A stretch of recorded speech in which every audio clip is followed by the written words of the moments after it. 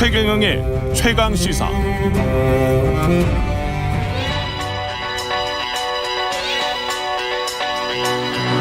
최강 시사 박대기의 눈. 네, 박대기의 눈 KBS 박대기 기자와 함께합니다. 안녕하십니까? 네, 안녕하십니까? 지난주에 누리호 발사가 있었는데 발사 현장에 다녀왔죠? 네, 그렇습니다. 외나로도 현장에 다녀왔습니다. 그 몇 박 며칠 동안 있으셨어요? 제가 있었던 건 2박 3일 동안. 2박 3일 동안. 네. 예. 발사도 지켜보고. 예. 맨눈으로 이렇게 보는 겁니까? 어떻게 보는 거죠, 그건? 네, 맨눈으로 보일 위치까지 제가 접근해 있었던 상황이고요. 예. 그 현장은 사실 이제 관계자 외에는 못 들어가게 돼 있는데 현장에서 제일 가까운 대기할 수 있는 위치에 가서 올라가는 걸 봤습니다. 정말 좀 충격적이고 예. 또 한편으로 감동적인 그런 장면이더라고요. 뭉클했어요? 예, 뭉클했습니다. 박대기 기자가 원래 공대 출신 아닙니까? 예, 원래 어릴 때 과학도였고 또 예. 공대 출신이죠. 공대 출신이죠. 그래서 더 뭉클했을 것 같습니다. 네, 누구나 어릴 때 이제 과학에 대해서 흥미를 가지고 있지 않습니까? 우주에 대해서. 누구나는 아니에요. 예, 문과생들한테는 누구나는 아니고요. 예.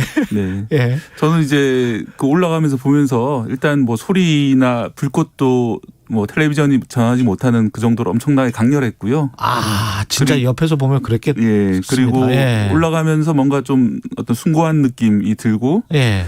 저도 모르게 이제 잘 가, 우주로 잘 가라 뭐 이렇게 소리를 쳤습니다. 와, 야, 감동적이었겠네요. 네. 예. 왜냐하면은 그 우리는 사실은 이제 우주 속에 우리가 있다는 걸 잘 못 느끼고 사는데 로켓이 올라가는 걸 보면 불과 한 2, 3분 만에 우주로 날아가 버리는 거거든요. 예.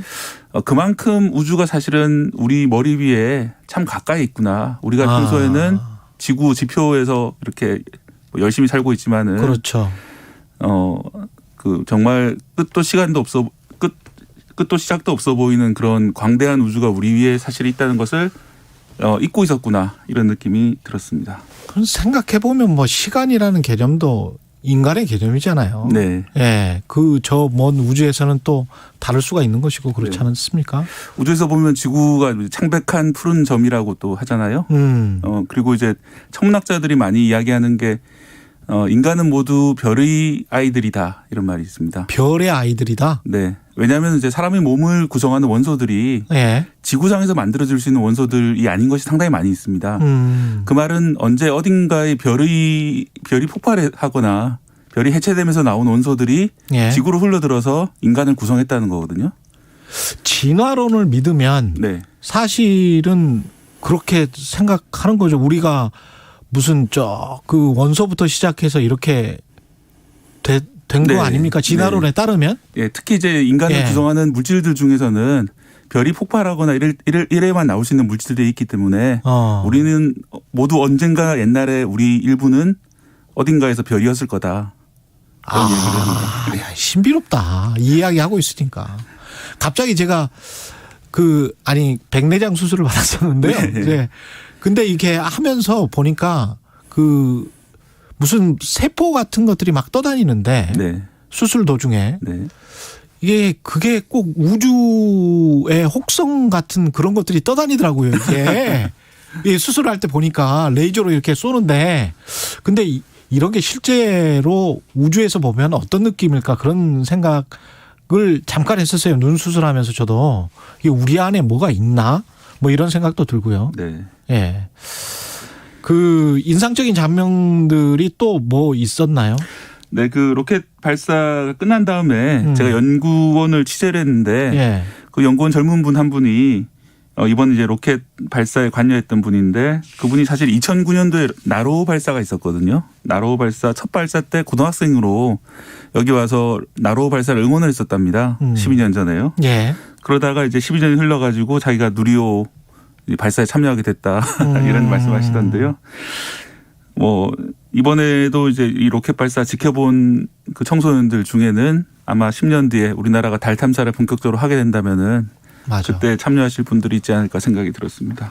그러니까 TV 영상에서 보는 어떤 거를 가지고 우리가 꿈을 꾸게 되잖아요. 네. 저도 사실은 기자 된 게 드라마 보고 그냥 꿈꿔서 기자 된 거거든요. 어떤 드라마를? 이게 네. 하여간 TV가 미치는 영향이 굉장히 큰 것 같아요. 예. 그런 것 같습니다.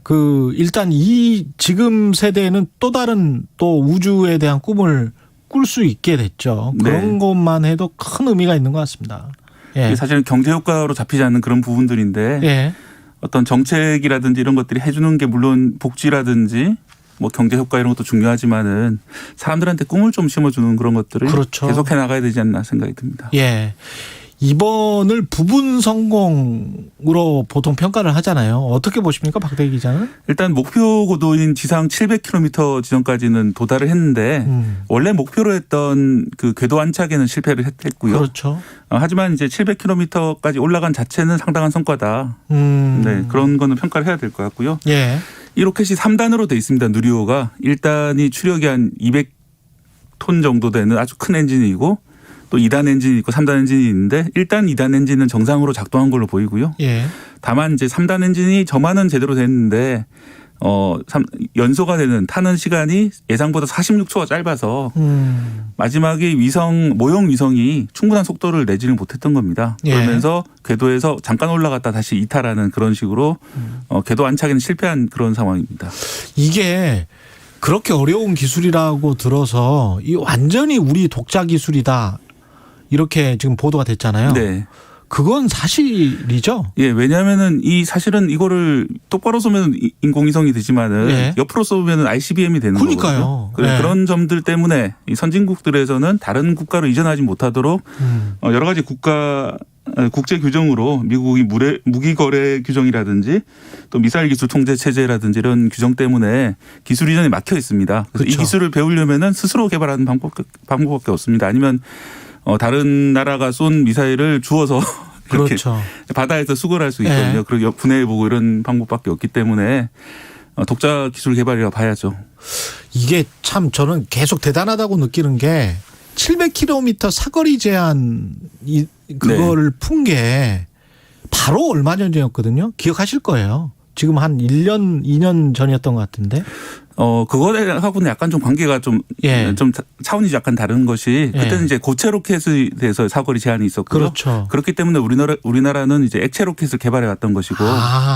예, 물론 이제 고체 로켓도 풀리자마자 새로 또 개발한 그런 것도 따로 있습니다만. 그렇군요. 이거는 또 액체 로켓으로 따로 개발했던 그런 겁니다. 예. 근데 이제 제가 말씀드린 건 그런 사거리 제한이 있음에도 불구하고 이런 추진체 기술들을 그렇게 금방 할 수 있다는 게 참 대단한 것 같습니다. 네. 예. 이 누리호 나로 이름 자체는 왜 누리호죠? 누리는 이제 온누리라고 할 때 우주 세상을 가리키는 순우리말로 정해진 것이고 예. 국민 공모로 정해졌는데 예. 나로라는 이름하고 약간 운율을 맞췄다 이런 이야기도 내부에서 잠깐 있고요. 뭐 이런 식으로 계속 발전해 나가면서 더 큰 로켓으로 개발할 계획입니다.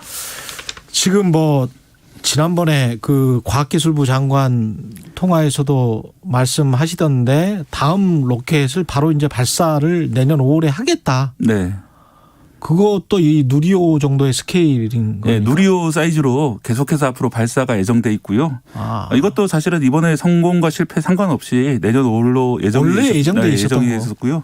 지금 해야 될 거는 내년 5월 이전에 한 6달 정도 남은 기간 동안에 이번에 왜 궤도 안착에 실패했는지를 원인을 분석해야 되는 그런 일이 남아 있습니다. 어느 정도 좀 파악을 했답니까? 네, 막 열심히 데이터를 수집하고 있고요. 예. 제가 인터뷰한 사람들도 그 발사 끝나자마자 저녁에 기숙사에서 사람들이 모여가지고 회의도 열고 바로 일을 시작했고요. 아니 근데 이 전남 공이 사실은 거기에서 근무하시는 분들 대단한 거예요. 네. 이게 사명감 없으면 안 됩니다.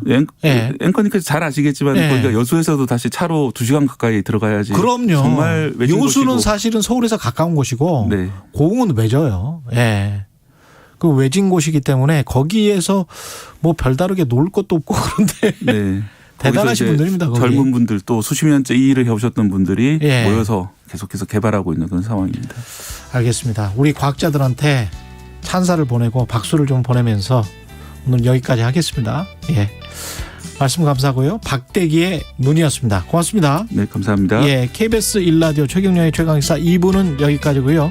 잠시 후 3부에서는 김준일의 뉴스 탐구 생활 준비되어 있습니다.